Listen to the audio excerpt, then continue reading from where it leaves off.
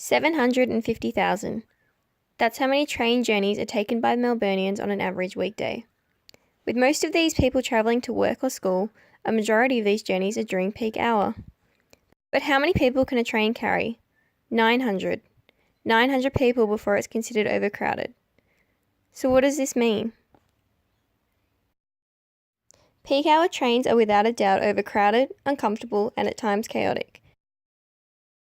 Public Transport Victoria and the government are taking steps to overcome this. They have upgraded 69 railway crossings, invested $9.7 million into improving their services, and are delivering 98.8% of scheduled train services. The biggest investment, though? The Metro Tunnel. This will create a new pathway for trains across 9 kilometres of underground tunnel, easing up congestion and allowing more train services to run. But what's its scheduled completion date? 2025, 6 years from now. So what's our point? Between 2013 and 2019, we learnt how to land and reuse a rocket and grow meat in a Petri dish. So much can change in 6 years. Who knows how people will be getting around, how many people will be using public transport, or how big our population will be. The Metro Tunnel will no doubt be helpful, but we need a solution for now. We need solutions that are fast and can help commuters overcome congestion and overcrowding without the need for major disruptions or extensive capital and infrastructure investments.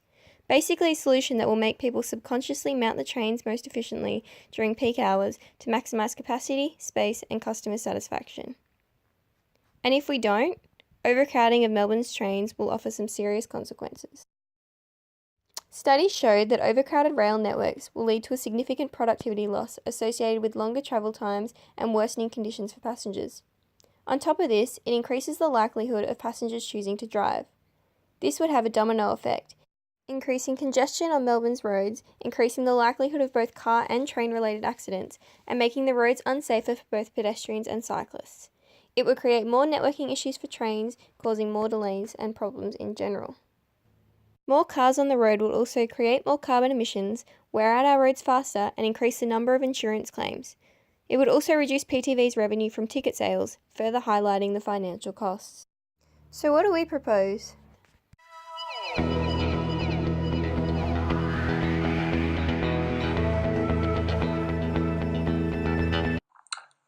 We suggest 2 carriages on each train.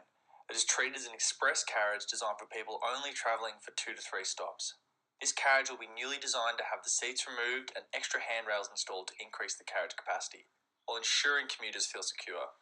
Although targeted individuals only travelling a few stops, it will also appeal to people who are more concerned with just getting on the train than riding in comfort. To increase its appeal, we'll position the carriage in the middle of the train, closest to most gates on the platform to increase convenience and ensure people who are only travelling one stop know directly where to go.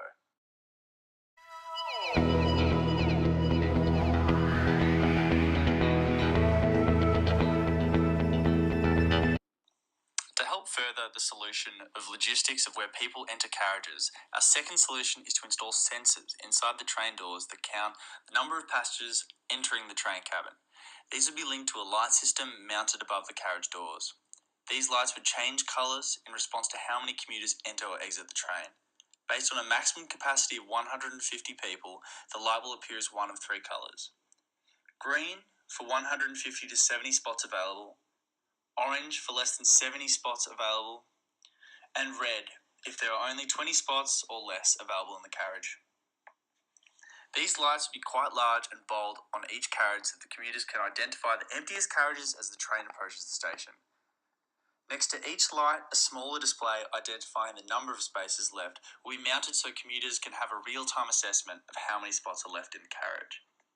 Instead of a free-for-all where everyone jumps into the closest cabin, this potential solution will spread them evenly amongst the carriages and increase the likelihood of them successfully getting onto the train. An additional benefit of these solutions is that they can either be used in tandem or individually to improve the customer experience. The express transit system we have with 2 carriages doesn't have to constantly be used, as on the weekend there will not be as much peak time. However, the sensors we think will be a main drive in pushing the logistics of where people go in their carriages.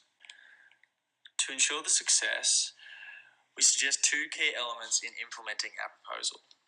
First, being to implement it on the most popular train lines in Melbourne, being the Lilydale, Pakenham and South Morang lines. Secondly, playing off the success of the Dumb Ways to Die campaign, we suggest using the characters and the attractiveness of a jingle to teach commuters how to use the new systems. By implementing these changes, we predict that the current customer satisfaction rate of 74% will increase significantly, especially due to increased satisfaction during peak hour times. This will also likely increase the number of passengers successfully mounting trains, offering a temporary solution to the rapidly increasing Melbourne population. In conclusion, the way we structure carriages and communicate vacancies to commuters can have a huge impact on overcrowding by enabling people to organise themselves on trains more effectively. Our innovative solutions of express carriages and sensors will therefore help upgrade your transit system without the need for extensive capital expenditure or changes to infrastructure.